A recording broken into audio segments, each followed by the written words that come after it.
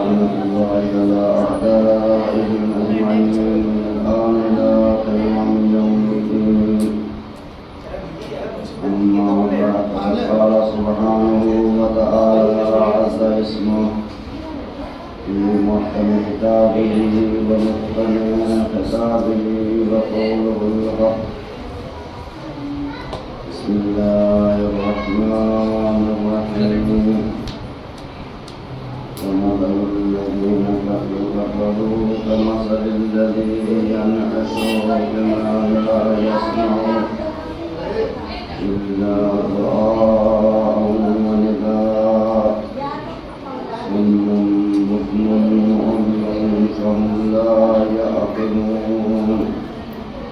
صدق الله العلي العظيم. صدق محمد.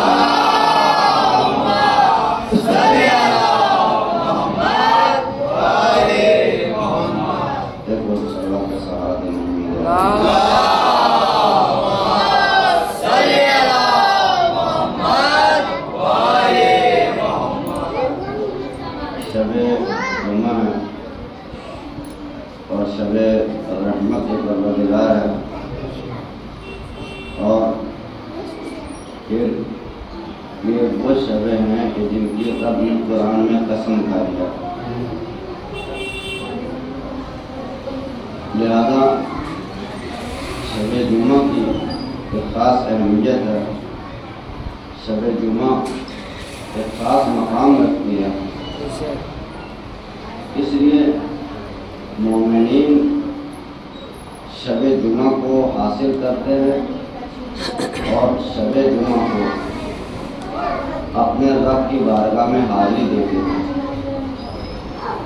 اور اس سے بڑی کیا نعمت ہوگی کہ شب جمعہ اور پھر مجلس حسین بھی ہو.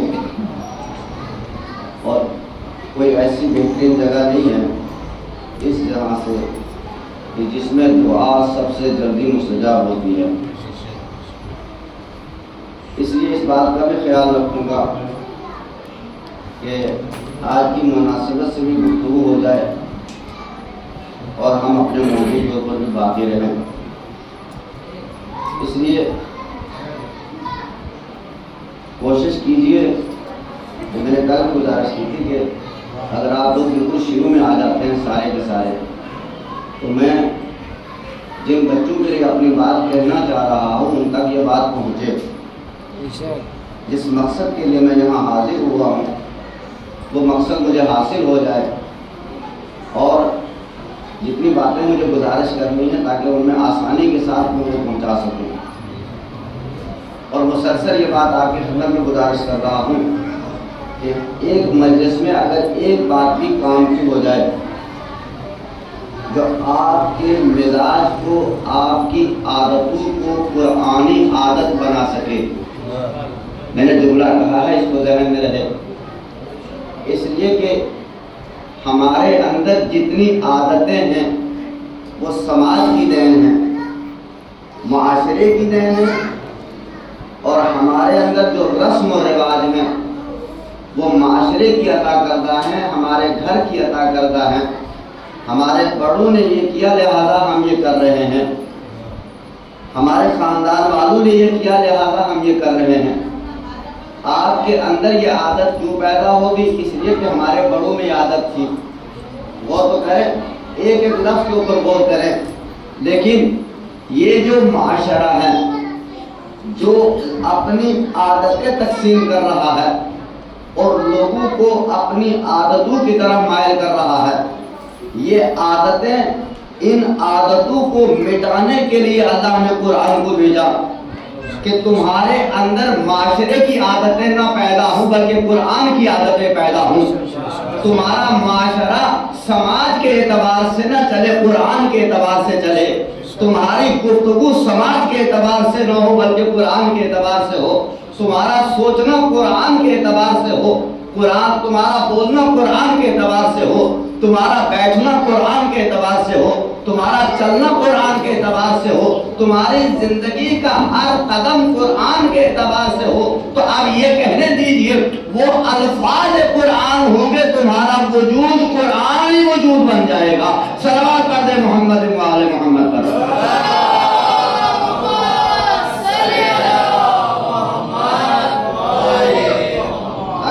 لفظ کہا تھا میں نے، جن لفظوں کو آپ بڑی آسانی سے بھول جاتے ہیں، میں نے کہا قرآن انسان سے الگ نہیں اور انسان قرآن سے الگ نہیں۔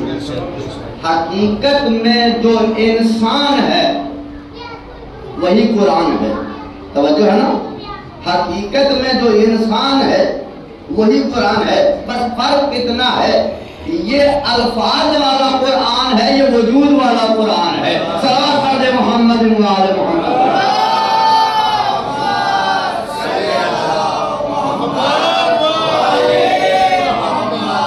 بات پہنچ رہی ہے جو مجھے عرض کرنا آپ کی خدمت میں، اس لیے عزیزان گرامی آپ کو اللہ کی بارگاہ میں کون سا وجود لے کے جانا ہے؟ اللہ کی بارگاہ میں کون سی عادتیں قبول ہوں گی؟ قرآنی عادتیں۔ آپ اپنے رب کے کہنے پہ چلو۔ اللہ سبحانہ و تعالیٰ نے اسی لیے قرآن نازل کیا ہے تاکہ تم اپنے اندر قرآنی صفات پیدا کر سکو، اپنے اندر قرآنی کمالات پیدا کر سکو۔ معاشرے کے کمالات کو پیدا کرنا اور ہے، قرآن کے احکامات کی روشنی میں اپنی عادتیں بنا لینا، اپنے مزاج کو بنا لینا، یہ اور بات ہے۔ اس لیے آپ کو قرآنی معاشرہ چاہیے، سماجی معاشرہ نہیں چاہیے۔ بات پہنچ رہی ہے نا؟ ایک صلوات پڑھ دے محمد وآل محمد۔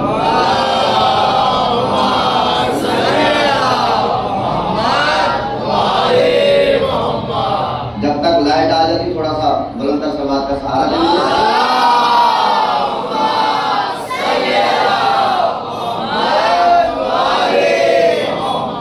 اس لیے کل کی گفتگو جہاں میں نے چھوڑی تھی وہاں سے بالکل رب کے ساتھ ہم آگے بڑھیں گے۔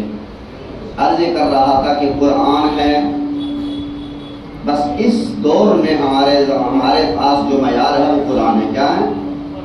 اب اگر امام پردہ غیب میں ہیں تو امام نہیں ہے، اس لیے کہ ہمیں پتا ہے جو قرآن چاہتا ہے وہی امام چاہتے ہیں، ہے نا؟ اب کوئی کہہ سکتا ہے کہ امام موجود نہیں ہے؟ امام موجود ہے تمہارے درمیان میں، امام ہر گھر میں موجود ہے، توجہ چاہ رہا ہوں۔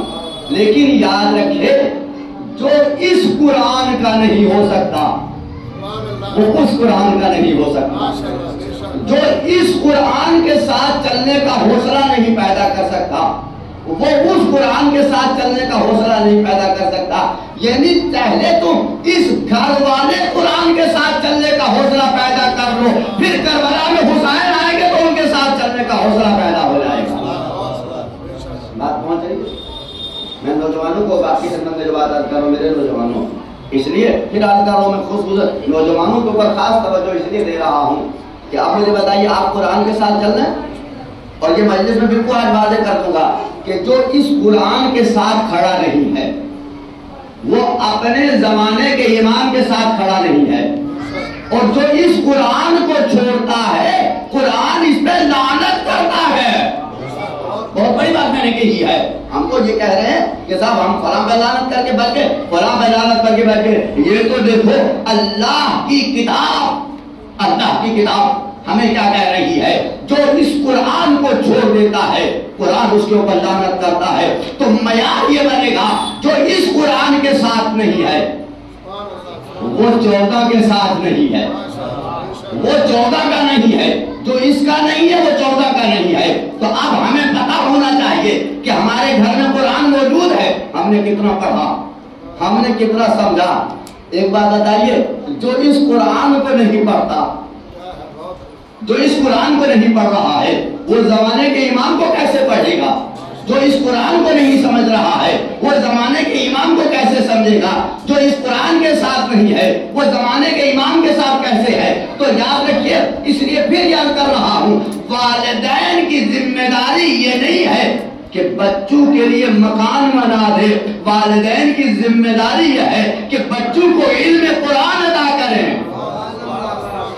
کتنے ذمہ داری والدین کی؟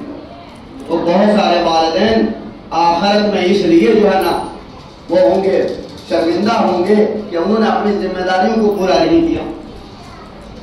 اصل میں اور والدین کی جو ذمہ داری تھی وہ یہ تھی کہ اپنے بچوں کو سب سے پہلے علم قرآن دیں، اور خالی یہ نہیں ہے کہ قرآن پڑھا دیں، خالی یہ نہیں ہے اس لیے آپ کے ذمہ داری میں اس وقت جو اس عشرے میں جو گفتگو کر رہا ہوں بڑی ذمہ داری کے ساتھ کہہ رہا ہوں، نوجوانوں اگر آپ کے والدین غفلت برت رہے ہیں تو کم سے کم آپ کو پتا ہونا چاہیے کہ پیغمبر ہمارے ہاتھوں میں دے کے کیا گئے ہیں، پیغمبر ہمارے پاس چھوڑ کے کیا گئے ہیں۔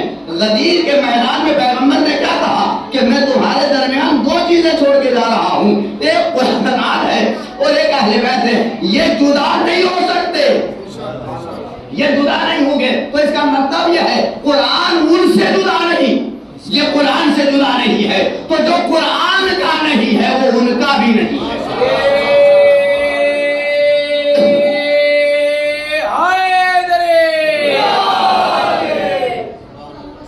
جانے کے نامی تو کیسے آپ سمجھ رہے ہیں؟ تو کل سے کم اس بات کو اگر آپ نے آج سمجھ لیا کہ جس انسان کے اوپر جسے پتا ہے کہ مجھے قرآن پڑھنا نہیں آتا، میں قرآن کو نہیں سمجھ رہا ہوں، میں قرآن کی معرفت حاصل نہیں کر پا رہا ہوں، میں قرآن کو نہیں سمجھ پا رہا ہوں، وہ لاکھ کوشش کرے زمانے کے امام کو نہیں سمجھ سکتا۔ تو آپ کے لیے بنیاد کیا تھی قرآن مجید، یعنی یہ قرآن پڑھنا ہمارے اوپر واجب ہے، اس قرآن کو سمجھنا ہمارے اوپر واجب ہے، اس لیے کہ یہ قرآن ہمیں امام تک لے کے جائے گا۔ یہ قرآن صرف امام سے ہی نہیں جوڑتا ہے بلکہ پیغمبر سے لے کر کے امام زمانہ تک ہمارا رابطہ پیدا کروا دیتا ہے۔ اب آپ کو پتا ہونا چاہیے کہ رسول کیا چاہتے ہیں، قرآن سے پوچھو، علی کیا چاہتے ہیں قرآن سے پوچھو، فاطمہ کیا چاہتی ہیں قرآن سے پوچھو، حسن کیا چاہتے ہیں قرآن سے پوچھو۔ تو اب اگر قرآن سے ہی نہیں پوچھا، دنیا کی غفلت کی انتہا آپ نے کیا، دنیا کی غفلت کی انتہا دیکھیں، کچھ نے قرآن کو پڑھا صرف حفظ کرنے کی خاطر اور کچھ نے قرآن کو بالکل بھول دیا، قرآن کو بالکل نظر انداز کر دیا۔ میں آج اس تقریر میں یہ بات کہہ کے جا رہا ہوں کہ جو انسان اس قرآن کے ساتھ اس زندگی سے جڑا ہوا نہیں ہے تو قبر میں نہ امام اس کی مدد کریں گے نہ قرآن اس کی مدد کرے گا۔ اس لیے آپ کو پتا ہونا چاہیے یہ قرآن ہے جو قبر میں ہماری تاریکی کو دور کر سکتا ہے، قبر میں ہمارے لیے راستے فراہم کر سکتا ہے، قبر میں ہمیں عذاب الہی سے بچا سکتا ہے۔ یہ قرآن ہے جسے پیغمبر ہمارے درمیان میں چھوڑ کر کے گئے تھے اور یہ کہہ کر کے گئے تھے، یاد رکھنا، یہ کہہ کر کے گئے تھے کہ یاد رکھنا تم سب کچھ چھوڑ دینا مگر قرآن اور اہل بیت کو نہ چھوڑنا، قرآن اور اہل بیت کو نہیں چھوڑنا۔ لہذا کل سے کوشش کیجئے اپنی مسجدوں کو، اپنے اذاخانوں کو تلاوت قرآن سے آراستہ کیجئے، قرآن کے جلسے کیجئے۔ قرآن پڑھنا نہیں آتا تو قرآن سنیے، قرآن حد عقل، حد عقل۔ ہم اتنے جلسے کرتے ہیں، قرآن کا جلسہ نہیں ہوتا، قرآن کے بارے میں ہمارا کوئی کام نہیں، کوئی بات نہیں۔ آپ خود دیکھیں آپ نے کیا کیا، اس اذاخانے نے کیا کیا مجھے نہیں پتا۔ آج تک ہم نے ایک آیت کی تفسیر کے لیے ہم نے اہتمام نہیں کیا کہ ایک سورے کی تفسیر ہم پڑھ لیں، ایک سورے کو ہم سمجھ لیں، کم سے کم وہ سورہ کے جو سورہ حمد ہے جو ہر نماز میں پڑھا جاتا ہے، کم سے کم یہ تو کہیں کہ اس ماہ مبارک رمضان میں ہم اس قرآن مجید کے اس سورے کی تفسیر سنیں گے، آخر پتا تو ہو کہ الحمد کے معنی کیا ہے۔ توجہ، الحمدللہ رب العالمین کے معنی کیا ہے، ایاک نعبد و ایاک نستعین کے معنی کیا ہے، لیکن کوئی اہتمام نہیں ہے، کوئی اہتمام نہیں ہے۔ اب سنیے جملہ کہہ رہا ہوں، جملہ کہہ رہا ہوں، توجہ چاہے صلوات پڑھ دے محمد و آل محمد۔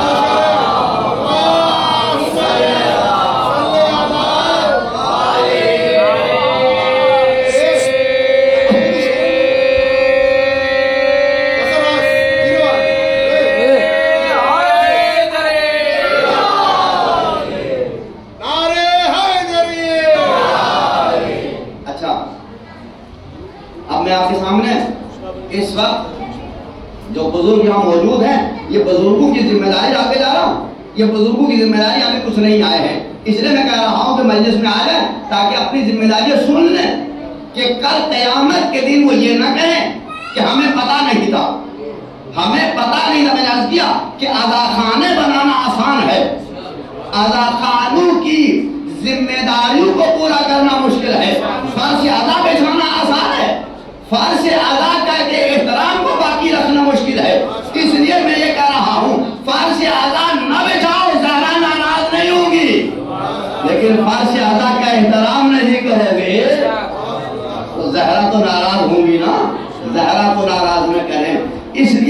بات عرض کر رہا ہوں کہ بزرگ سنیں، اور جو کچھ عرض کر رہا ہوں پیغمبر اکرم صلی اللہ علیہ وسلم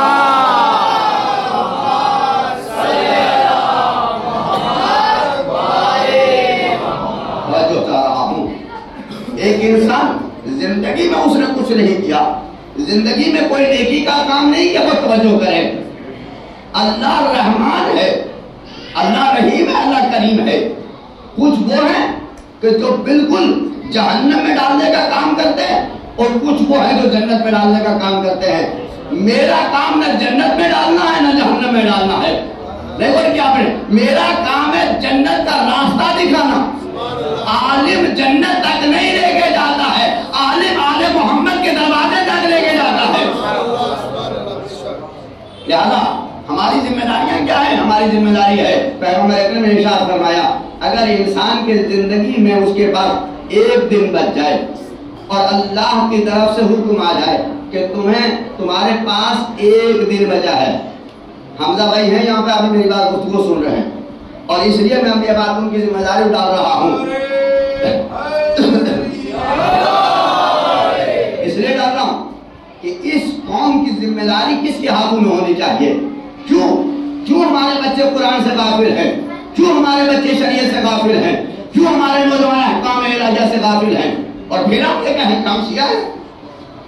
شیعہ سب کچھ ہو سکتا ہے مگر جاہل نہیں ہو سکتا۔ شیعہ جہالت کا راستہ اختیار نہیں کرتا، شیعہ ہمیشہ علم کا راستہ اختیار کرتا ہے۔ اور دیکھیے جاہل کو غصہ آتا ہے، عالم کو غصہ نہیں آتا۔ لیکن کیا آپ نے پہچانا نا آپ نے؟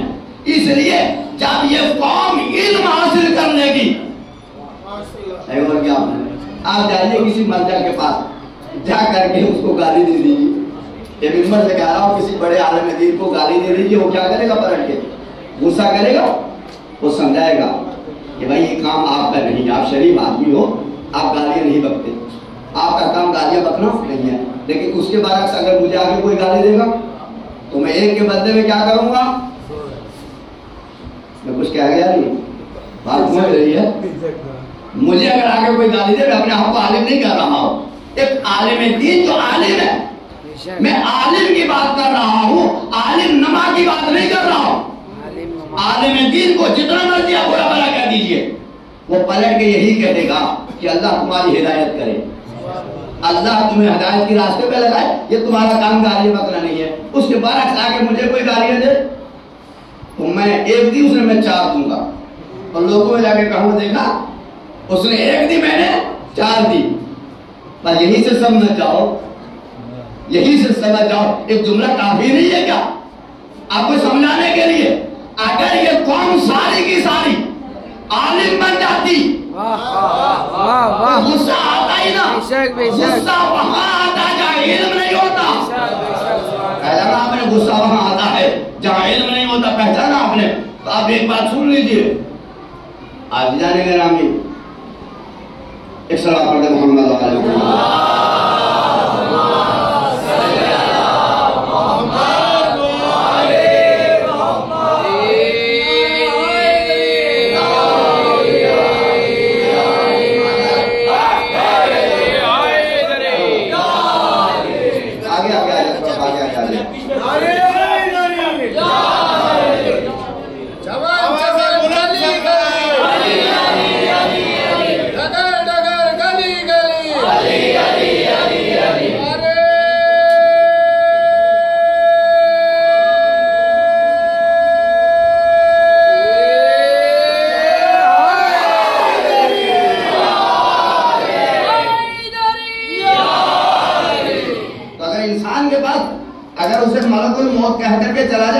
کہ کل کا تمہارا آخری دن ہے، اب انسان فوراً گھبرائے گا، ایک دن بچا ہے، ایک دن میں کیا ایسا کر لوں؟ اور نہیں کیا میں نے عرض کیا کہ یہ ملا کا دین نہیں ہے جہاں گنجائش نہیں ہے، میں وہ شامل میں کہہ رہا ہوں، یہ ملا کا دین نہیں ہے جہاں گنجائش نہیں ہے، یہ اللہ کا دین ہے جہاں ایک دن تو ایک دن بہت بڑا ہے، ایک لمحے کی بھی گنجائش ہے۔ سمجھ لیا؟ اب ایسا دل کرتا ہے کہ اس کریم کو چھوڑ دیا جائے، اس رحیم کے دروازے تک نہ جایا جائے،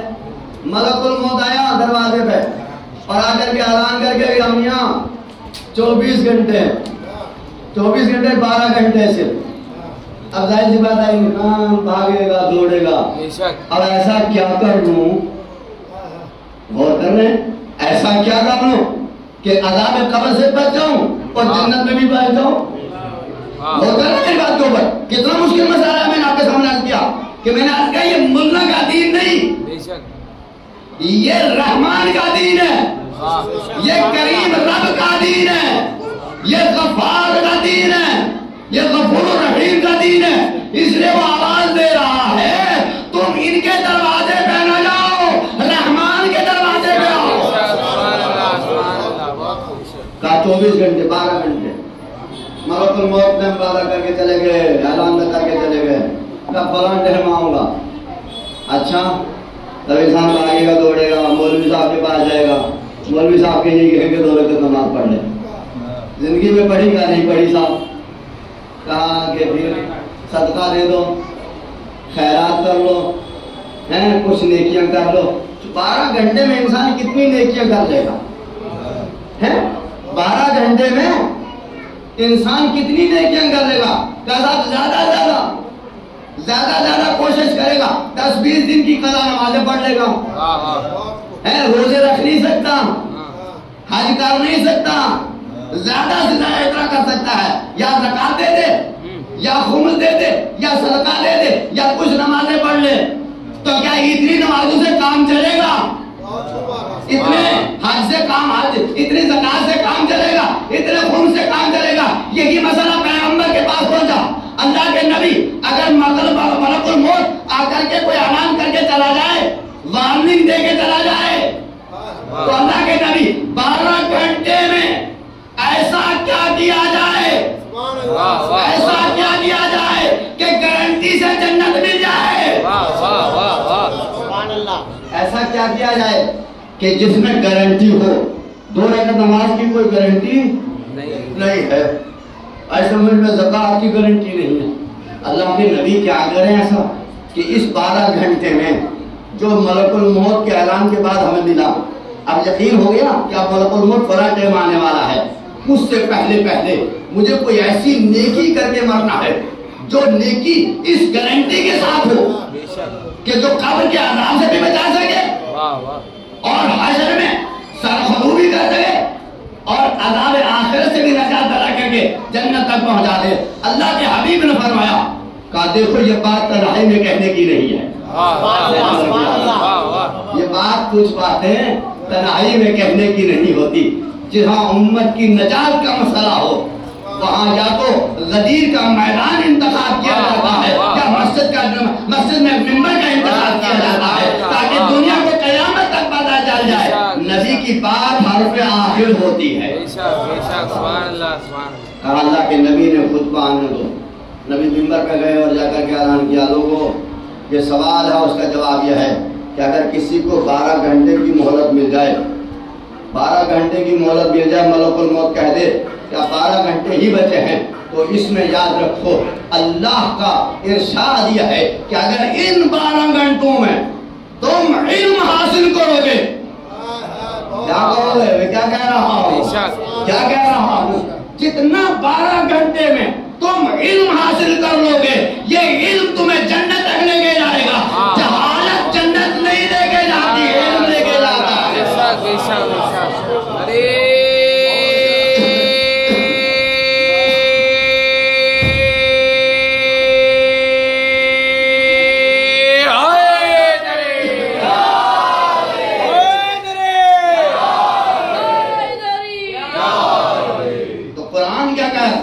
क्या कहा 12 घंटे में कितने मसाइल सीख सकते हैं? कहा हो सकता है एक आदमी एक ही मसला सीख ले, कुरान की एक आयत पढ़ना सीख ले या कुरान का कुछ इल्म हासिल कर ले। कहा ये इल्म जो है इसका मैं वादा करता हूं। किसका वादा करता हूं?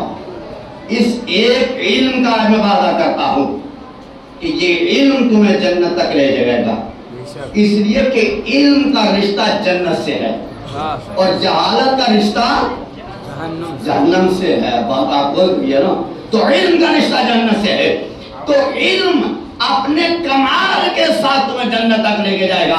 लेकिन आप आपने अंदाजा लगाया کہ اگر کسی کو تھوڑی سی مہلت زندگی میں مل جائے تو یہ زندگی میں یہ کرے کہ وہ علم حاصل کرے، وہ علم حاصل کرے، کمال یہ ہے۔ اس لیے پھر کر رہا ہوں کہا زندہ رہ گئے کہ جہاں علم ہوگا وہاں غصہ نہیں آئے گا۔ ایک صلاۃ پڑھ دیں محمد والے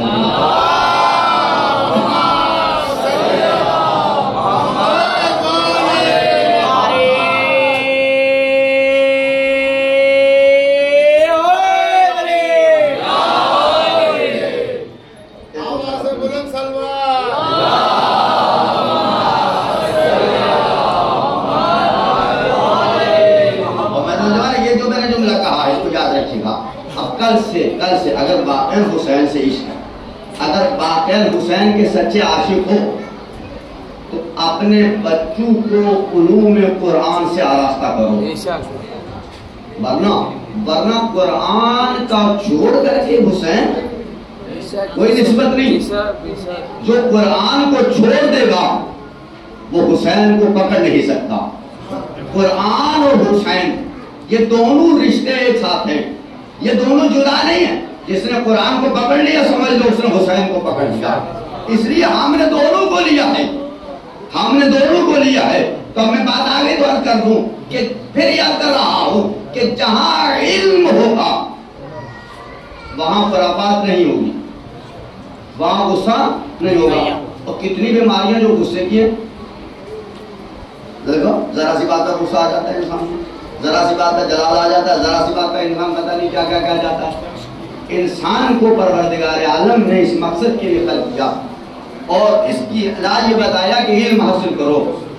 جس کو زیادہ غصہ آتا ہے وہ زیادہ علم حاصل کرے، اس لیے کہ علم کمال کو پہنچاتا ہے، انسان کے ذہن کو کنٹرول کرتا ہے، انسان کے دماغ کو کنٹرول کرتا ہے۔ سب جملہ سنیے۔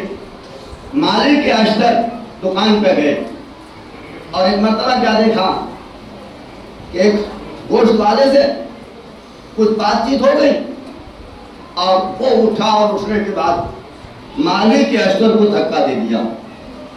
اور تو کریں اب اس بات کو سوچئے گا کہ علی کے چاہنے والے کیسے ہوتے ہیں اور پھر کہیے گا کہ ہم علی کے چاہنے والے ہیں یا نہیں ہیں۔ بات پہنچ رہی ہے نا؟ اس لیے کہ ہمیں نمونہ بننا ہے نا، ہمیں صرف مجلس سے نہیں کرنا ہے، صرف مجلسوں سے کام نہیں کرتا ہے۔ یعنی ہم مجلس میں ہوں تب بھی حسین کے ہوں، بازار میں ہوں تب بھی حسین کے ہوں، کاروبار پہ ہوں تب بھی حسین کے ہوں، زندگی کے کسی مرحلے میں بھی ہوں، کوئی فیصلہ کر رہے ہوں تب بھی حسین کے ہوں۔ تو اب مالک کے اشتر کو دھکا دے دیا اور مالک کے اشتر کے ذات و برتاؤ کیا، دنیا نے دیکھا اور دنیا حیران ہو گئی، مگر کسی میں مجال نہیں جو مالک کے اشتر کے سامنے آ کر کے اس کو بھی کچھ کہتے ہیں کہ مالک کے اشتر خود خاموش ہے۔ کوئی کمزور انسان خاموش نہیں کہ جس کی مدد کے لیے ہم چلے جائیں، کوئی کمزور پیٹ نہیں رہا، جب کوئی کمزور انسان مار نہیں کھا رہا، ایک طاقتور انسان ہے اور علی کے لشکر کا کمانڈر ہے۔ میرے نوجوانوں میں کیوں عرض کر رہا ہوں کہ ان ساری باتوں کو اپنے معاشرے میں تلاش کیجیے۔ جو جتنا زیادہ غصہ کرتا ہے وہ اتنا ہی بڑا جاہل ہے، وہ اتنا ہی بڑا جاہل ہے۔ کیوں؟ اس لیے کہ علم حوصلہ پیدا کرتا ہے، غصہ نہیں۔ تو مالک کے اشتر کو جو برتاؤ کیا سب نے دیکھا، حیران ہو گئے۔ مالک کے اشتر وہاں سے چلے آئے، جب چلے گئے اور مالک اشتر نکلے تو وہ سارے کے سارے دکاندار اکٹھے ہوئے اور اس کے پاس آئے، کہا جس کے ساتھ تم نے برتاؤ کیا اسے پہچانتے ہو؟ کہا بھائی تم کو پہچاننے لگا، کون ہوگا؟ بولا بھائی آیا تھا مجھ سے قانون بتا، مجھے قانون بتا رہا تھا۔ کہا پہلے دیکھ تو لیتے کہ کس کو دھکا دیا ہے۔ ایک مرتبہ کہا کون تھا؟ کہا کون تھا؟ کہا سن لو یہ مالک کے اشتر ہیں، علی کے لشکر کے کمانڈر ہیں۔ جیسے یہ جملہ سنا ہاتھ میں چھری تھی زمین پہ گری اور ایک مرتبہ کانپتا ہوا مالک کے اشتر کے پیچھے دوڑتا ہوا گیا اور ڈھونڈتا ہوا گیا۔ کیوں؟ اس لیے کہ اس نے سوچا ابھی تو مالک کے اشتر نے کچھ کہا نہیں، شاید گھر پہ تلوار لینے گئے ہوں گے، شاید مالک اشتر گھر میں تلوار دینے کے لیے گئے ہو، گھر کی طرف گیا، دوڑتا ہوا پیچھے، وہ جا کر کے کیا دیکھا، مالک اشتر گھر پہ بھی نہیں۔ پھر کہاں گئے؟ اسرار خانے میں گئے ہوں گے، اسرار لینے کے لیے گئے ہوں گے، ابھی لے کے آ رہے ہو، اب تو گئی زندگی، اس لیے کہ یہ کوئی عام انسان نہیں ہے، یہ وہ انسان ہے کہ اگر توجہ چاہ رہا ہوں مالک اشتر کسے کہتے ہیں، پھر کہنا چاہتا ہوں علی کا شیعہ کہلانا اور ہے، علی کے شیعہ کے صفات پیدا کرنا اور ہے۔ اب جملہ سنیں، امیر المومنین کا جملہ سنیں کہ مالک اشتر کا مقام تم کیا جانو؟ مالک اشتر سے تلوار چلانا نہیں جانتا، مالک اشتر ایسے ہی ہے جیسے میں پیغمبر کے لیے تھا، ایسے ہی مالک اشتر علی کے لیے ہے۔ اب میں ایک جملہ یہ کہوں نہ کہوں میں، ایک جملہ نہ کہوں میں، اگر میں ایک جملہ سمیٹ کے کہوں کہ مالک اشتر اسے کہتے ہیں ساری دنیا علی کو بلاتی ہے، علی مالک اشتر کو بلاتا ہے۔ آواز دیتے تھے نہیں، مالک اشتر آؤ مالک اشتر۔ اب یہ دوڑتا ہوا مالک اشتر کو تلاش کرتا ہوا، کسی نے کہا مالک اشتر نہ اسلحہ خانے میں ہیں نہ اپنے گھر پہ گئے، مسجد میں گئے۔ مالک اشتر مسجد میں گئے، پیچھے پیچھے گیا، اب جا کر کے پیچھے بیٹھ گیا، چپ کر کے ہاتھ چھوڑے ہوئے مالک اشتر نے مڑ کے دیکھا، ہاتھ چھوڑے ہوئے، کیا ہو گیا؟ کہا بس مالک معافی مانگنے آیا ہوں، شب جمعہ ہے، یہ یہاں تک اسی لیے آیا ہوں، شب جمعہ ہے۔ کہا مالک اشتر میں معافی مانگنے آیا ہوں، کہا چھوڑ، ہاتھ مت چھوڑ، جیسے کہا ڈانٹا، ڈر گیا، کہا ہاتھ کیوں جوڑ رہا؟ کہا مالک اشتر بہت ظلم ہو گیا، مجھ سے بہت زیادتی ہوئی، میں نہیں پہچانتا تھا۔ کہا اگر پہچانتا ہوتا کہا پھر یہ نہ کرتا، یہ کام نہ کرتا۔ کہا مالک نے کہا یہی تو میں آیا ہوں، یہی بھی آیا ہوں، اور یاد رکھ میں تجھ سے بدلہ لینے کے لیے نہیں، میں آیا ہوں اور تیرے لیے دعا کرنے آیا ہوں، پروردگار اس نے انجانے میں برائی کی ہے، اسے معاف کر دے، صلوات پڑھ دے محمد محمد۔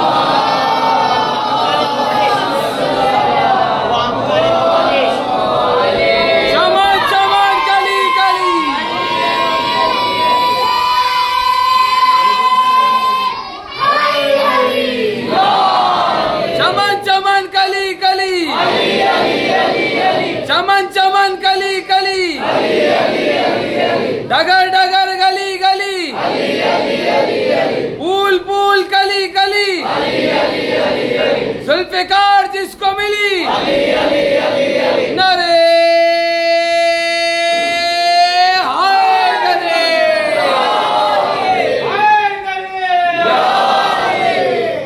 یہ ہے مسئلہ کہ یعنی اگر کوئی تمہارے ساتھ زیادتی کرتا ہے تو اسلام یہ کہتا ہے جا کے اس کے لیے دعا کرو، یعنی اس سے انتقام لینے کی نہ سوچو، انتقام کی بات مت کرو، انتقام لینا کمزوری کی دلیل ہے، معاف کر دینا طاقت کی دلیل ہے۔ توجہ چاہ رہا ہوں، اس لیے میرے عزیزوں اس بات کو ذہن رکھے، اور اس کی بنیاد ہے علم۔ اگر مالک کے پاس علم نہ ہوتا تو مالک انتقام لیتے، لیکن مالک نے بتایا کہ میں نے علی سے علم حاصل کیا ہے، میں علی کا شاگرد ہوں، اور یہ علی کے علم کا کمال تھا کہ علی کے مالک نے، لشکر کے کمانڈر نے جا کر کے دعا کی اس کے لیے کہ پروردگار تو اسے معاف کر دے۔ اب چونکہ شب جمعہ ہے لہذا وقت بھی کم ہے، اور میں دو تین باتیں مسلسل عرض کروں گا کہ یہ جو قرآن کی جس آیت کریمہ کی میں نے تلاوت کر رہا ہوں مسلسل، اسی آیت کے حوالے سے جو میرا موضوع ہے کہ انسان کیا ہے اور انسان بنتا ہی وہی ہے کہ جس کے پاس علم قرآن ہو، بغیر علم قرآن کے انسان نہیں بن سکتا، یہ بات ذہن میں رہے۔ اور جن کی عمریں گزر چکی ہیں وہ یہ سوچ رہے ہیں کہ صاحب ہم تو بوڑھے ہو گئے ہیں، نہیں، آپ اب بھی قرآن کے پاس بیٹھو، اب بھی قرآن کے پاس بیٹھو، اور اگر ان بیٹھنے سے اگر تمہیں زندگی میں 10 آیتیں بھی پڑھ لی تو سمجھ لو تمہاری نجات کے لیے کافی ہے۔ یہ میں بہت بڑی بات کہہ رہا ہوں۔ اچھا، سرکار دو عالم صلی اللہ علیہ وآلہ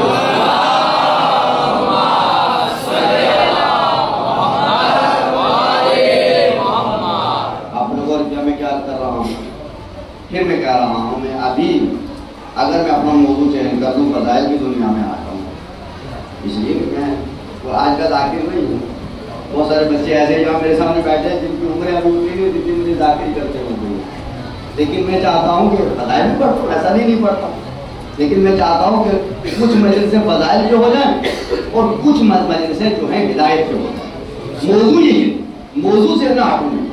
اب میں بات یہ کہہ رہا ہوں کہ سرکار دو عالم ارشاد فرماتے ہیں کہ دیکھو پیغمبر نے خطبہ دیا، کہا دیکھو تم رات کو سونے سے پہلے، رات کو سونے سے پہلے کہا جو شخص قرآن مجید کی 10 آیتوں کی تلاوت کرنا، کتنی آیتوں کی؟ 10 آیتیں۔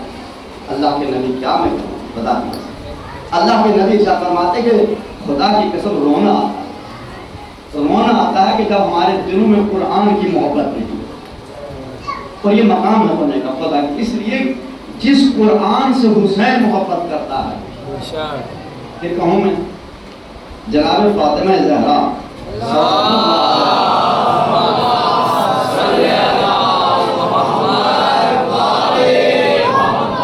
دنیا سے جانے لگی، علی کو بلایا، علی کو بلایا جو ذمہ دار لوگ ہیں۔ پھر میں بچوں سے اس وقت مخاطب بالکل نہیں ہوں، بڑوں کو یہ بتا کے جا رہا ہوں کہ تمہاری ذمہ داریاں کیا ہیں۔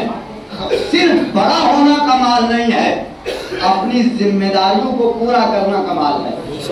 توجہ ہے نا، اپنی ذمہ داریوں کو پورا کریں۔ پیغمبر کی بیٹی نے امیر المومنین کو بلایا، اور بلانے کے بعد وصیت کرتے ہوئے ایک جملہ کہا علی علی میں وصیت کر کے جا رہی ہوں، دیکھو میری قبر پہ آنا، میری قبر کو تنہا نہ چھوڑنا، اور جب تک تم رہنا مدینے میں میری قبر کے اوپر آ کر کے قرآن پڑھنا۔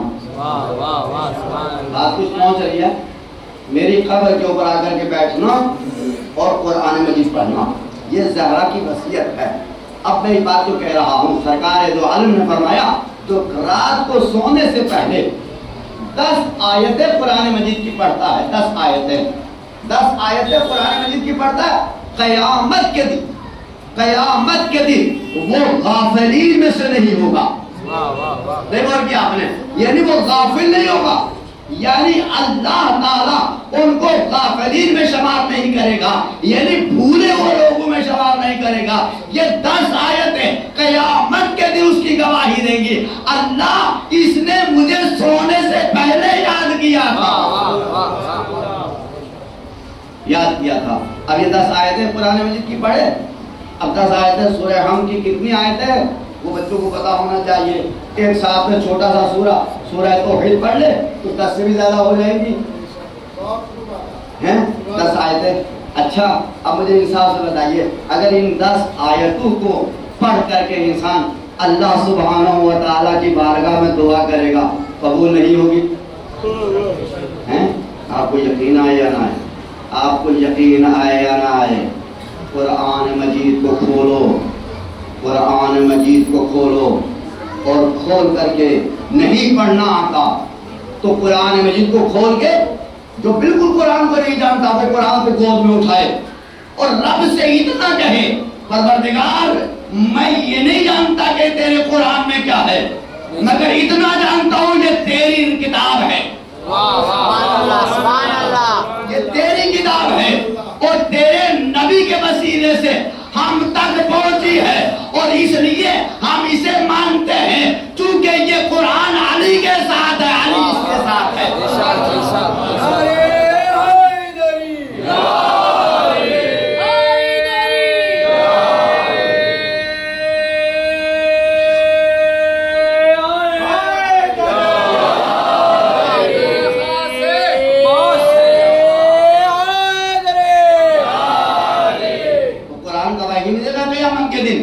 परवरदिगार आलम इसने मुझे गोद उठा। ये जो मैं कह रहा हूँ ये सिर्फ खिताबत नहीं है, ये मेरी तकरीर नहीं है, ये हकीकत है कि कुरान मजीद को गोद में उठा करके सिर्फ रब्स की बारगाह में दुआ करो कि परवरदिगार ये तेरी किताब है, मुझे नई जिंदगी में तौफीक हुई, मगर मैं इतना जानता हूँ ये तेरी किताब है और इसमें शिफा भी है।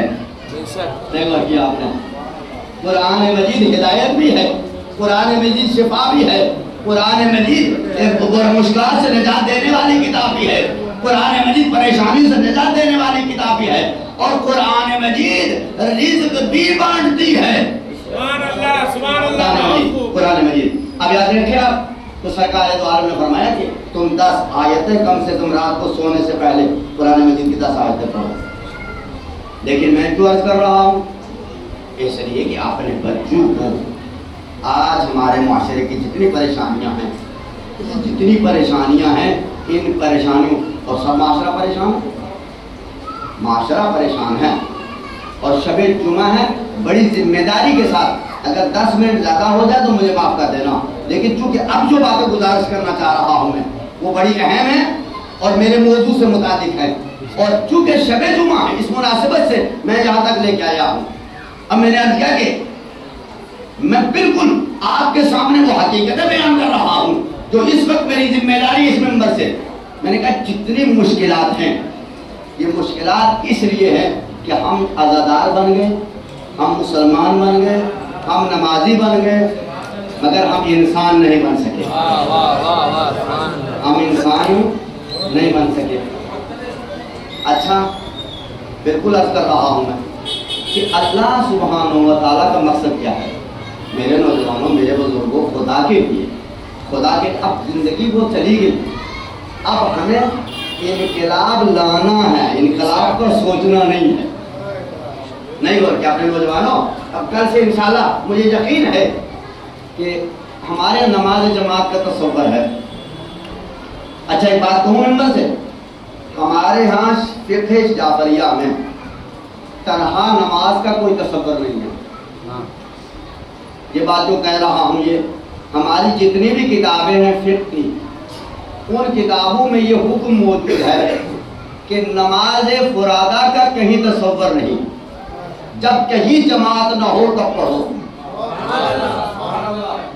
अच्छा मुझे इसका फायदा बयान करूँ, मैं फायदा बयान करूँगा। अच्छा कहा कि नमाज फुरादा का कोई तस्वर नहीं है। अच्छा अगर फुरादा पढ़ ली, नमाज पढ़ ली फुरादा और थोड़ी देर के बाद वहां नमाज जमात कायम हुई, तो अब क्या हुक्म है? हुक्म यह है कि उस पढ़ी हुई नमाज को जमात के साथ दोबारा पढ़ो। अब पता चला आपको कि हुसैन ने रोज़े आशूरा भी, तो मालूम देगा मेरे नौजवानों, आप मौलवियों की बातें ना सुनो, हुसैन की तो सुन लो। मौलवियों की ना मानो, हुसैन की मानो। नमाज जमात क्या अहमियत रखती है? कि अगर नमाज फुरादा पढ़ ली, नमाज ज़ोहर आई, नमाज ज़ोहर पढ़ी मैंने, इतनी देर में 4 आदमी इकट्ठे हो गए और उन्होंने कहा नमाज जमात होगी, तो अब मुझे शरीयत ये कहती है कि जो पढ़ी हुई नमाज है उससे जमात के साथ दोबारा पढ़। अब फलसफा सुनेंगे क्यों? मेरे बुजुर्गों सुन लो, इसलिए कि अगर बुजुर्ग मस्जिदों से दूर होंगे, जमात से दूर होंगे, तो बच्चे क्यों आने लगे? नहीं बोल किया आपने। इसलिए तो मैं जुमला कह रहा हूँ, अली मस्जिद में जाते थे, जभी तो अली के बेटे मस्जिद में जाते भी थे और जाकर के अपनी माँ को नाना का खुतबा भी सुनाते थे। कि नाना ने क्या पढ़ा? इमाम हसन को तारीख जाता है कि मस्जिद से फातिमा का राबता कैसे था। जाहिर सी बात है मस्जिद में फातिमा नहीं आ सकती और खुतबा कैसे सुने? तो ये कहा जाता है कि फातिमा अपने लाल को बच्चों को भेज देती थी, बेटा जाओ बिल्कुल नाना के करीब बैठ जाना और नाना का खुतबा जैसे नाना पढ़े मुझे मस्जिद से घर आके सुना देना। तवज्जो चाह रहा हूं। तो अब जब ये खुतबा फातिमा अपने बाबा का सुन करके پورا خطبہ بیان کرتی تھی، تو سرکار دو عالم نے پوچھا کہ بیٹی یہ پورا خطبہ آپ کو کیسے پتہ چل جاتا ہے؟ کہا بابا میں اپنے حسن کو بیچتی ہوں۔ پہچانا آپ نے؟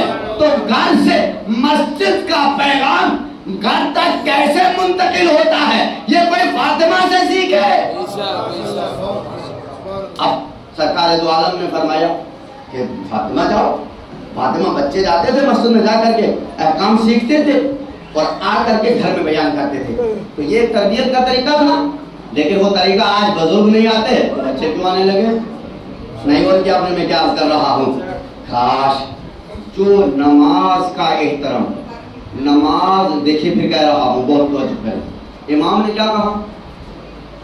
امام نے کیا کہا؟ چھٹے امام نے کیا کہا؟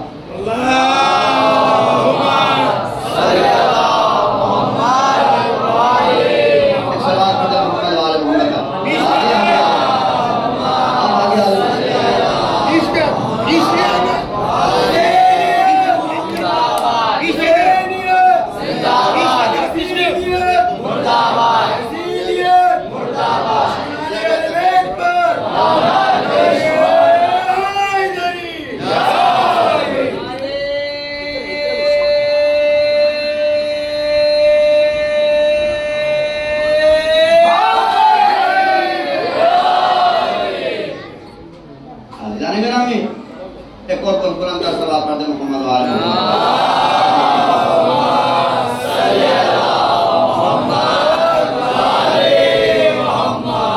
پیغمبر نے کیا فرمایا؟ اولاد کی تربیت کس طرح سے کرو کہ بچوں کو مسجدوں میں بھیجو۔ اب صاحب نئے نئے فتوے آنے لگے، نئے نئے نظام کا تھا، بچے اس لیے مسجد میں منعقد بچے شور کرتے ہیں۔ اب بڑے مرشد شریف میں بھائی اجمید آ جا بھائی، کم سے کم بچے بغض تو نہیں لے کے آتے،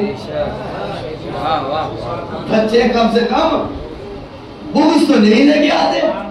ہو سکتا ہے جو شور کرتے ہو یہی تمہاری نماز کی قبولیت کا ذریعہ بن جائے۔ سبحان اللہ، یہ میں بہت بڑی بات کہہ کے لے جا رہا ہوں، مجھے نہیں پتا کہ تمہارے علماء کیا کہتے ہیں، مولوی کیا کہتے ہیں، لیکن میں جو کہہ رہا ہوں اس لیے کہ یہ سن لو، بچے ہوتے معصوم، بچے ہیں معصوم، اس لیے کہ ان کو ابھی برائی کرنا نہیں آتی، جگڑنا آتا ہے مگر روٹھنا نہیں آتا۔ آتا بچے جگڑتے ہیں فوراً جا کر کے بات کر لیتے ہیں۔ بچوں سے کوئی سیکھو، بچوں سے سیکھو محبت کسے کہتے ہیں۔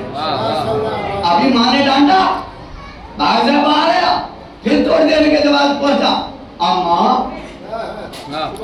پہچانا آپ نے، پہچانا آپ نے، ابھی ڈانٹ کھا گیا ہے گھر سے مگر پھر پہنچ گیا ماں کے پاس، بتا رہا ہے کہ جس رب نے مجھے بنایا ہے اس نے روٹھنا نہیں سکھایا، گفتگو کرنا سکھایا ہے۔ ابھی میں نے تمہارا نظام نہیں پڑھا، ابھی میں نے وہ تمہاری کتاب نہیں پڑھی، ابھی جو میں ماں کے شکم سے پڑھ کے آیا ہوں اس کتاب میں یہ تو ہے ہی نہیں۔ اب ایک جماعت کے اندر اب نماز کا بنانا کیا مسئلہ سمجھے کہ نماز جماعت میں شرکت کرو تاکہ نماز پڑھی ہوئی نماز کو جماعت کے ساتھ دوبارہ ملے۔ آسان ہے، آسان ہے، یہ بات کہہ دینا آسان ہے، مگر کیونکہ میں اس نقطے کو اس لیے بیان کر رہا ہوں کہ کل سے امام نے یہ فرمایا کہ ہماری شفاعت اس کو نصیب نہیں ہوگی۔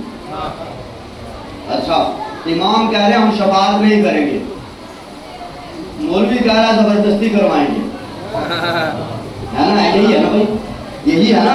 اچھا مولوی کیا کہہ رہا ہے؟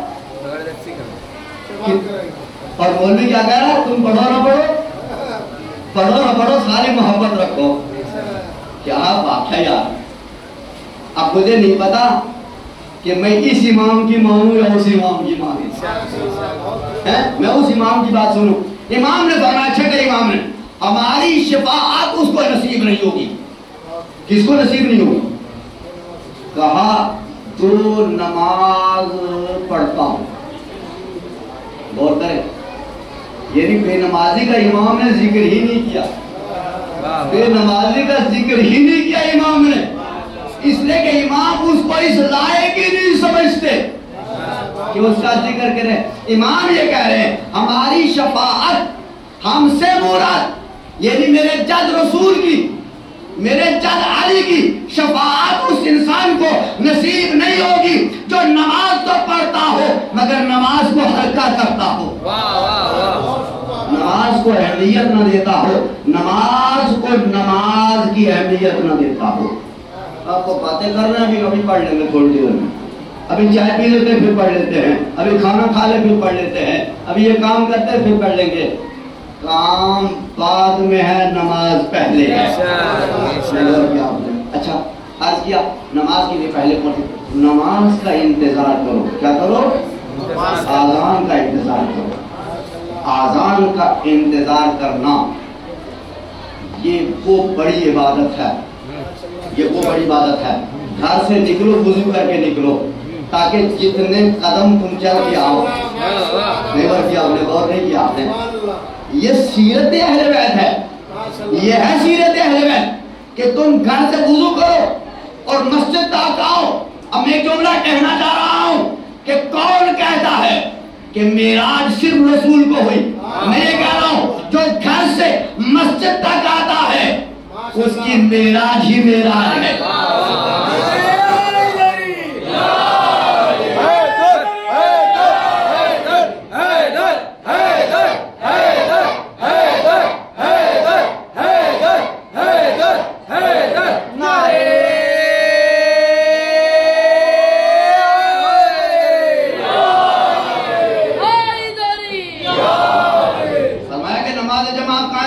نماز جماعت کے ساتھ کرو۔ فلسفہ کیا بھائی؟ فلسفہ کیا؟ فرادہ نماز کی کوئی گارنٹی نہیں، فرادہ نماز کی کوئی گارنٹی، حتیٰ کہ پھر کہہ رہا ہوں ہمارے سب سے پڑھے لکھے کون ہیں؟ حضرت آیت اللہ علامہ آغا سستانی اور خامنہ، یہ دو بڑے مرجع ہیں ہمارے درمیان میں سب۔ یہ بھی نماز پڑھنے کے بعد یہ نہیں کہہ سکتے کہ میری نماز قبول ہو گئی۔ یہ صرف معصوم کو حق ہے، یہ صرف معصوم کہہ سکتا ہے کہ میں نے جو عمل کیا یہ اللہ کی بارگاہ میں قبول ہے۔ اس کے بعد کوئی مرجع، کوئی مجتہد بھی نماز پڑھنے کے بعد یہ نہیں کہہ سکتا کہ میں نے جو نماز پڑھی ہے اس پہ حق ادا کر دیا۔ جب مرجع نہیں کہہ سکتا ہماری اور آپ کی اوقات کیا ہے؟ جو فتویٰ دے رہا ہے، جو ہماری نماز صحیح کروا رہا ہے، وہ بھی کہہ رہا ہے کہ کوئی گارنٹی نہیں۔ تو جو چون چون کے مربے ہیں جو فتوے بانٹ رہے ہیں انڈیا میں، جو مراجع کرام کے خلاف بول رہے ہیں، اب آپ میری بات کہوں میں ان سے اگر کہے میں کیا کہہ رہا ہوں، یہ ہماری جہالت کی اس سے بڑی کیا دلیل ہے؟ ان کے سامنے کوئی عربی کی کتاب لا کر رکھ دو، خدا کی قسم یہ قرآن کی آیتیں بھی صحیح سے نہیں پڑھتے، یہ فتوے بانٹ رہے ہیں نا، یعنی ان کو قرآن پڑھنا نہیں آتا اور یہ مراجع کرام کے خلاف فتوے دیتے ہیں اور ہمارے نوجوان سن لیتے ہیں۔ میں یہی کہہ رہا ہوں بات بنجے تو اللہ نے کہا کہ نماز جماعت سے پڑھو۔ فلسفہ کیا؟ فلسفہ اس لیے ہے، توجہ کریں، اب مراد وہی ہے، جا وہی رہو منظر کی طرف۔ کہا اس لیے کہ تم نے جماعت کے ساتھ نماز پڑھی اور جماعت میں 5 ہے، 4 ہے، 2 ہے، ان میں سے اگر کسی ایک کی ادا بھی اللہ کو پسند آ گئی، نماز کی بات نہیں کر رہا ہوں میں، نماز کی بات نہیں کر رہا ہوں میں، نماز کی بات نہیں کر رہا ہوں میں، پوری نماز کی، اللہ کہہ رہا ہے کسی نے محبت کے ساتھ ان میں سے اگر کسی نے ایک سجدہ ہی کر لیا اس کے طفیل میں سب کی قبول کر لوں گا۔ تو میں یہ جملہ کہنے دیجئے، یہ ہے تو گناہگار، وہ بچہ اگر کہیں جماعت میں ہوگا جو معصوم ہے، جو سجدہ کر رہا ہے، ہل نہیں رہا مگر سجدہ اس کو کر رہا ہے۔ تو کہا کہ جب تم جماعت کے ساتھ پڑھو گے تو یہ یقین کرو کہ تمہاری نماز قبول ہے۔ یعنی فرادہ نماز کی کوئی گارنٹی نہیں ہے، جماعت کی نماز کی گارنٹی ہے۔ اگر کسی ایک کی بھی قبول ہو گئی تو سب کی قبول ہوگی۔ اب جملہ سنیں، اللہ کو کیا پسند ہے بھائی؟ پروردگار میں گھر میں پڑھ لوں گا، کیا پریشانی ہے تجھے؟ اللہ کہہ رہا نہیں چاہیے، بندہ کہہ رہا ہے اپنی بات پہنچ گیا نا. اللہ کہہ رہا ہے کہ مجھے ایسی نماز نہیں چاہیے, میں کہہ رہا ہوں نہیں ایسی ہی دوں گا. کہاں؟ اللہ کہہ رہا مسجد میں جا, جماعت کے ساتھ پڑھ. میں کہتا ہوں مسجد والوں سے میری بنتی نہیں غور کیا آپ نے, میری بنتی نہیں ہے. اللہ کہہ رہا ہے اگر ان سے نہیں بنتی گمراہ کہیے تو یہ بھی جنت میں ہوں گے. تو اس کا مطلب ہے جو جنت والے ہیں ان سے تیری بنتی نہیں. سبحان اللہ. اور تو جنت کی دعا مانگ رہا, تو جنت کی دعا مانگ رہا ہے. اللہ کہہ رہا مجھے فرادہ نماز نہیں چاہیے, چاہیے تو جماعت سے چاہیے, فرادہ نہیں چاہیے. اچھا پھر پروردگار فائدہ تو بتا دیں ہمیں. کہا مقصد یہ نہیں ہے, میں فرادہ بھی قبول کر لیتا, فرادہ بھی قبول کر لیتا, نماز میری ہے, سجدہ میرا ہے, رکوع میرا ہے, مگر میں چاہتا ہوں, اللہ چاہتا, کیا چاہتا اللہ؟ اللہ چاہتا ہے کہ تم دونوں کو ایک ساتھ دیکھے. تم دونوں کو ایک ساتھ کھڑا ہوا دیکھے, یعنی تمہارے اندر تمہیں اتنی محبت ہو کہ تم ایک ساتھ کھڑے ہو جاؤ. اللہ کہہ رہا ہے تمہارا ایک ساتھ ہونا ہی میری نماز ہے. تمہارا ایک ساتھ ہونا ہی میری نماز ہے. بس اللہ نے کہا ساتھ کھڑے ہو جاؤ. اب مقصد سمجھا آپ نے کہ اللہ چاہتا ہے کہ تمہارے جسم جڑے. نماز میں کیا طریقہ ہے کہ ایک کے ساتھ ایک جڑ کے کھڑا ہو جائے, ہے نا. اللہ چاہتا ہے کہ تم جڑ کے رہو. فرق سمجھا آپ نے؟ یعنی اس کا مطلب یہ ہے اللہ کو تمہارا وہ دین پسند نہیں, اللہ کو تمہارا وہ نمازیں پسند نہیں جو تمہیں لوگوں سے دور کر دے, لوگوں سے دور کر دے. بات سمجھ میں آ رہی ہے؟ اب ہمارا تو اکڑ ہے نہیں, ہم تو سارے کام تنہا کریں گے, ہم سارے کام تنہا کریں گے. اللہ کہتا نہیں چاہیے. اب میں کہہ رہا ہوں میرے پاس پیسہ ہے, میں تو ابھی حج پہ جاؤں گا. پہنچ رہی بات؟ ارے میرے پاس پیسہ ہے, مجھے حج ہی کرنا ہے, مجھے طواف کرنا ہے, مجھے احرام باندھنا ہے, میں اپنی مرضی سے باندھوں. اللہ کہتا نہیں چاہیے مجھے حج. اللہ کہتا ہے ایک ساتھ بلاؤں گا, ایک ساتھ بلاؤں گا. اگر حج کرنا ہے تو ایک ساتھ آنا پڑے گا. میں نے کہا اللہ راشد مجھے بندے نہیں چاہیے, پروردگار میں لوگوں کی بھیڑ بھاڑ نہیں چاہیے مجھے, پروردگار یہ بھیڑ بھاڑ نہیں مجھے چاہیے, مجھے یہ لوگ نہیں چاہیے, میں گھر مجلس میں نہیں آتا. پروردگار کہتا ہے کہ میں تو گھر میں بیٹھ کے تنہائی میں سن لیتا ہوں, مجھے لوگ اچھے نہیں لگتے. بات کچھ پہنچ رہی ہے نہیں پہنچ رہی؟ میں موبائل میں سن لوں گا, ثواب تو وہی ہے. واہ واہ واہ. باقی سارے کام میں ثواب یاد نہیں آتا. آتا ہے پنچایتوں میں ثواب یاد نہیں آتا, وہاں تو بھیڑ نہیں ہوتی, جلسوں میں بھیڑ نہیں ہوتی. انہیں مجلس سے الرجی ہے, انہیں مجلس کی بھیڑ میں پسند نہیں ہے. اللہ نے کیا کہا؟ اللہ نے کہا کہ تمہیں حج پہ آنا ہے تو جب میں سب کو بلاؤں گا تب آنا. اب ایسا نہیں کہ تمہارے پاس پیسہ ہے تو کبھی بھی کر لو. اب تمہارے پاس دولت ہے تو تم گھر میں بیٹھ کے کبھی بھی مجلس کر لو نہیں. اور کیا آپ نے اس لیے کہ جب مجلس حسین برپا ہو تو سب چلے جاؤ, اس لیے کہ تمہارا وہاں چلے ہی جانا مجھے قبول ہے, اور تمہاری پیسے والی مجلس قبول نہیں ہے, مجھے تمہیں لوگوں کے ساتھ بس بیٹھنا قبول. اب کہا کہ نماز کا فلسفہ سمجھ میں آ گیا آپ کو. اللہ کہہ رہا ہے کہ یہ نماز جو ہے تمہاری میں قبول کروں گا تب, لیکن فلسفہ کیا ہے؟ فلسفہ یہ ہے کہ جب تمہارے جسم جڑ گئے. ابھی اللہ نے کہا نہیں نہیں نہیں ابھی نہیں, ابھی رک جاؤ, ابھی رک جاؤ, ابھی بھی نمازیوں کو قبول نہیں کریں. یہ جسم جڑے قریب قریب میں, مگر مصیبت کیا ہے کہ جسم تو جڑ گئے مگر دل نہیں جڑے. ارے یہ اب ساری برائیاں ان کی یاد آ رہی ہیں، اپنی کوئی یاد نہیں آتی، انسان کو کمال ہے۔ اللہ کہہ رہا نہیں، میرا مقصد نماز کا یہ ہے کہ جہاں تمہارے وجود جڑ جائے وہاں تمہارے دل جڑ جائے، تمہارے دلوں میں قربت پیدا ہو جائے، تمہارے دلوں میں قربت پیدا ہو جائے، محبت پیدا ہو جائے، اسی کا نام نماز ہے۔ صلوات پڑھ دے محمد وعلیہ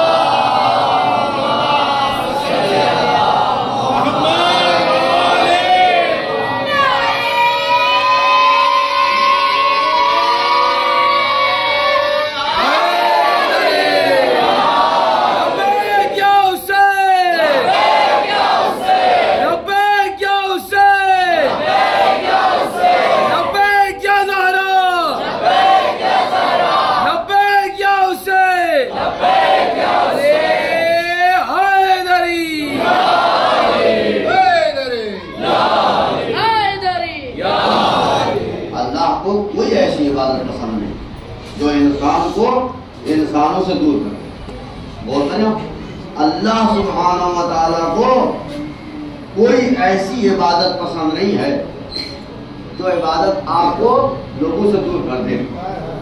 میں پھر کہہ رہا ہوں، دین آیا ہے لوگوں سے جوڑنے کے لیے، وہ دین نہیں ہے جو لوگوں سے جوڑ نہ سکے۔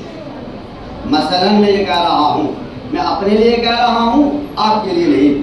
اگر میں سمجھتا ہوں کہ میں دیندار ہوں تو بس یہ میرا معیار یہ نہیں ہے کہ میں نمازیں کتنی اچھی پڑھتا ہوں، میرا معیار یہ ہے کہ میرا لوگوں کے ساتھ برتاؤ کتنا اچھا ہے۔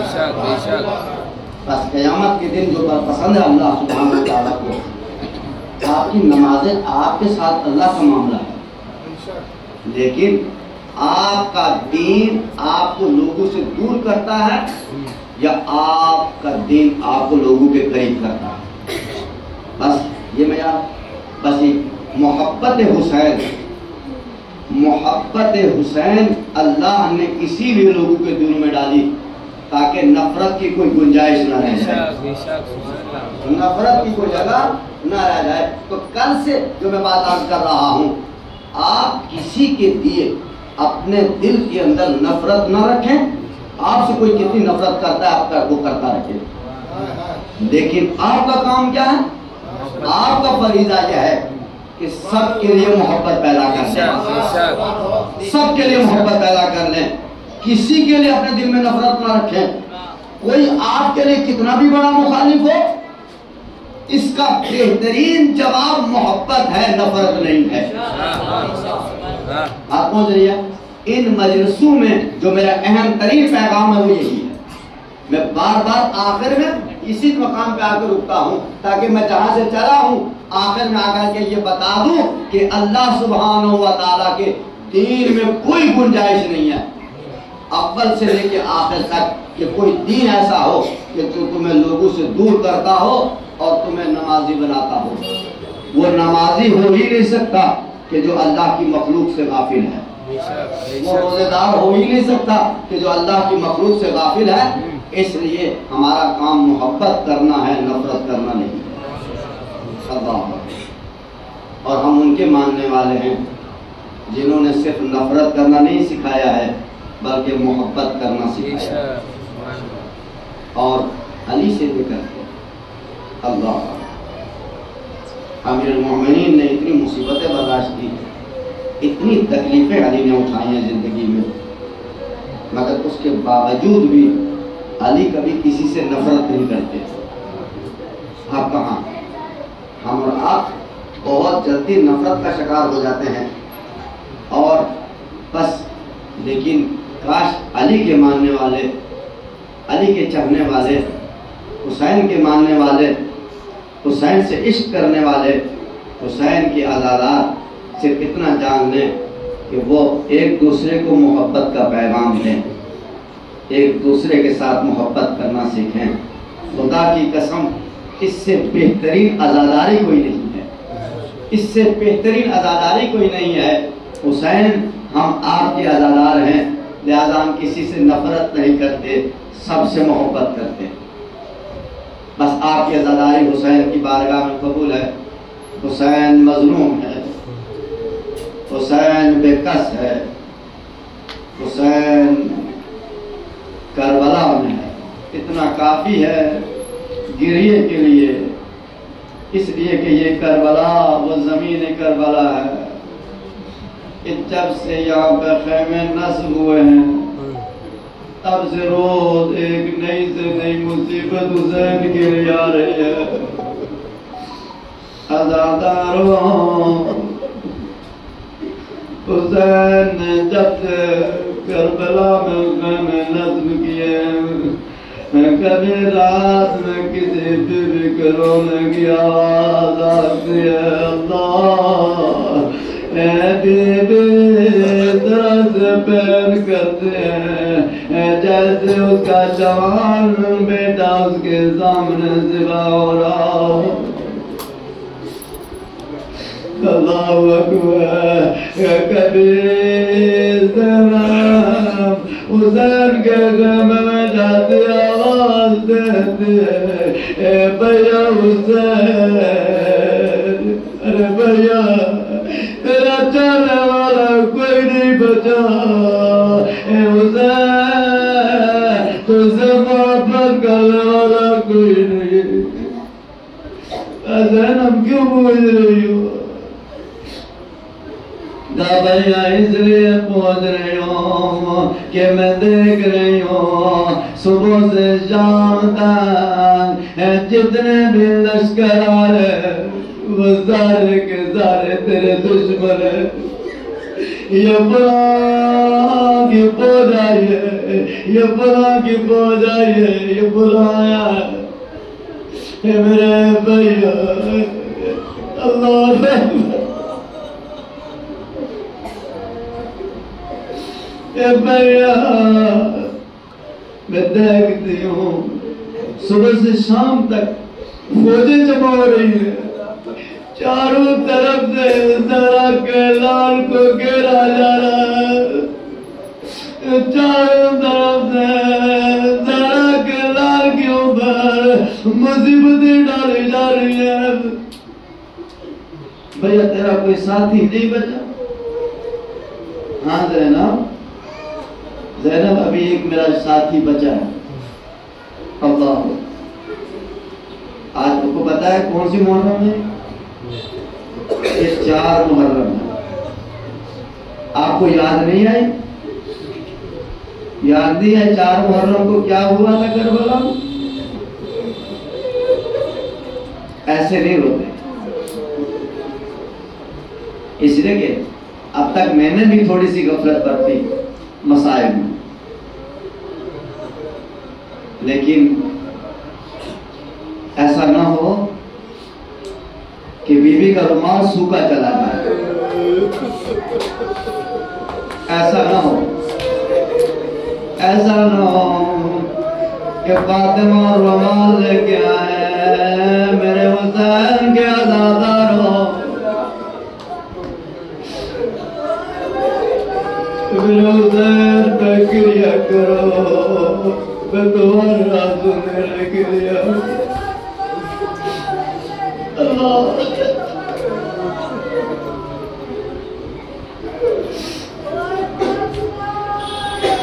چار محرم کو لشکر یزید کی طرف سے پیغام آیا کہ نہر فرات کے کنارے سے خیموں کو ہٹا دیا جائے۔ خیمے ہٹ گئے۔ جیسے یہ حکم آیا کہ خیمے نصب کیے تھے علی کے شیر نے، یہ خیمے کس نے نصب کیے تھے؟ علی کے شیر نے۔ جیسے ہی یہ خبر جناب عباس کو ملی کہ عباس خیمے ہٹا دو، عباس کو جلال آیا کہ جن ہاتھوں سے یہ خیمے نصب ہوئے وہ خیمے اٹھا نہیں سکتا۔ اللہ اکبر۔ ایک مرتبہ حسین نے بولا عباس جاؤ، عباس پانی کے لیے لڑنے آئے ہو؟ جنگ کا مقصد پانی نہیں ہے عباس، لہذا خیموں کو ہٹا دیا جائے۔ اور جتنا پانی تھا بس وہی رہ گیا تھا، مزید پانی دشمن نے نہیں رہنے دیا۔ عباس نے ایک مرتبہ پوچھا، آقا یہ بتاؤ چھوٹے چھوٹے بچے ہیں، کل کو یہ پانی مانگیں گے تو کیا ہوگا؟ امام نے فرمایا عباس ہم پانی کے لیے لڑنے نہیں آئے۔ اللہ اکبر۔ کربلا کی پیاس کی ابتدا ہو گئی، بس جتنا پانی تھا حسین نے اعلان کر دیا کہ اس پانی کو سنبھال کے رکھنا، اور پہلے بچوں کو پلانا پھر بڑوں کو پلانا۔ عزاداروں،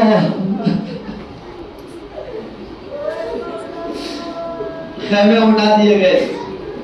اب جناب زینب آتی ہے امام کے پاس، اگر کے آواز دیتے ہیں میرے ماں جائے، میرے ماں جائے، میرا دل سے بھر جا رہا ہے، میرا دل ڈرا جا رہا ہے، اے ماں جائے صبح سے شام تک، ارے جتنی پوجے بھی آتی ہے ساری کی ساری تیرے خون کی پیاسی ہے۔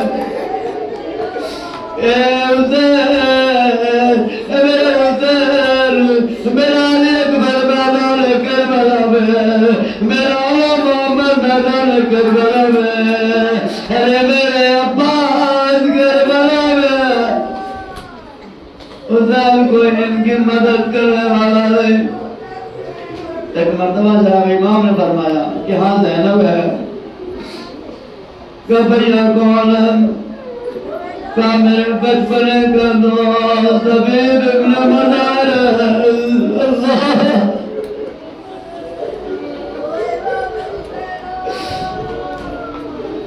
میرے بچپنے کا دوست حبیب ابن منار ہے۔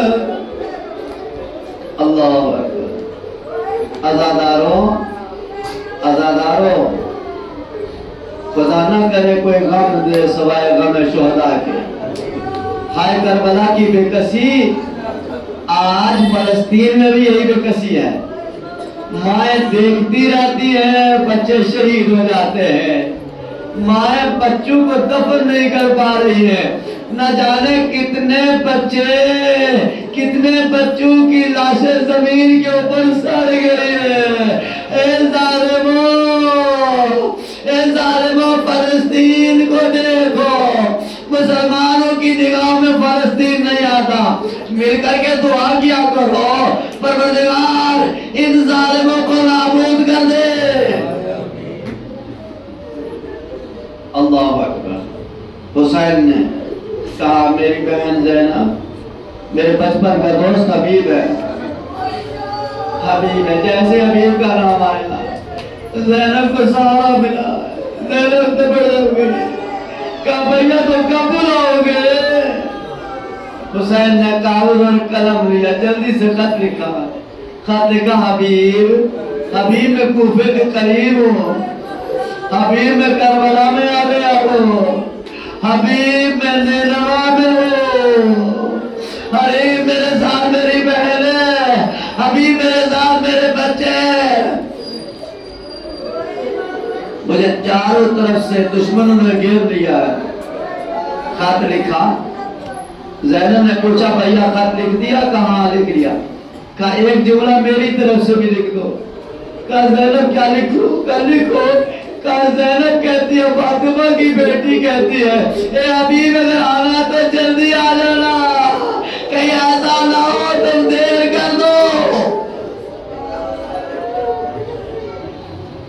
اللہ اکبر۔ حبیب نے خط قاصد کو خط دیا۔ قاصد کوفے کے حالات بڑے ناساز تھے، کوئی کسی کے پاس نہیں جا رہا تھا، ڈرتا ہوا سہما ہوا۔ ایک مرتبہ قاصد خط لے کے چلا، حبیب کے دروازے پہ پہنچا، تکل مار گیا۔ ارے اللہ اللہ، ایک مرتبہ حبیب اپنی زوجہ کے ساتھ بیٹھے ہوئے کھانا کھا رہے تھے، جب سب کلمہ ہوا تو حبیب کی زوجہ نے کہا دیکھو دروازے پہ کون ہے۔ ایک مرتبہ حبیب اٹھ کے گئے، جا کر کے پوچھا کون ہے، تو بس ایک جملہ کہا کہ میں حسین کا قاصد ہوں، میں حسین کا بیٹا ہوا ہوں. جیسے حسین کا نام سنا حبیب تڑپ گئے. جلدی سے بتا میرا مولا کہاں ہے, جلدی سے بتا میرا مولا کہاں. قصہ زیادہ ہے. ایک مرتبہ اندر کے خرچہ کر کے لیا, خط کو چوما, کو بشانی خط کو پیار کیا, چوما. ایک مرتبہ کھولا, کھول کے پڑھا. ایک مرتبہ تڑپ گئے, تڑپ کے کہتے ہیں بس اذان آ رہا. ایک مرتبہ سوچ رہے, حبیب نے کہا حبیب کیا ہے بتا, کیوں نہیں رہا ہے. کہا میرے مولا کا کھانا ہے. کہا کیا لکھا ہے. کہا بلایا امام نے مدد کے لیے. کہا امام نے مدد کیا, حبیب کیا کر سوچ رہے ہو. کہا بس یہ سوچ رہا تمہارا کیا ہوگا. بس ایک مرتبہ سوچا نے چوڑیاں اتاری, حبیب کو دی. حبیب ارے تو میرا سوچ رہا, حسین کی بہن زینب کا نہیں.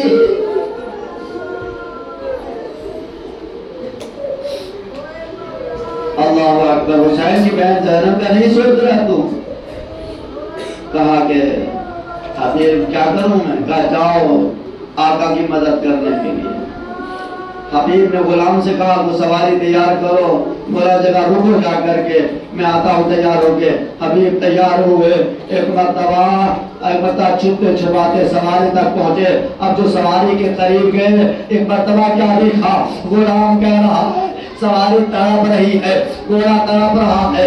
امام کی نصرت کے لیے, امام کی مدد کے لیے حبیب کو آنے میں دیر ہو گئی. تو ایک مرتبہ کہا اے میرے مالک کی سواری ذرا بے چین نہ ہو.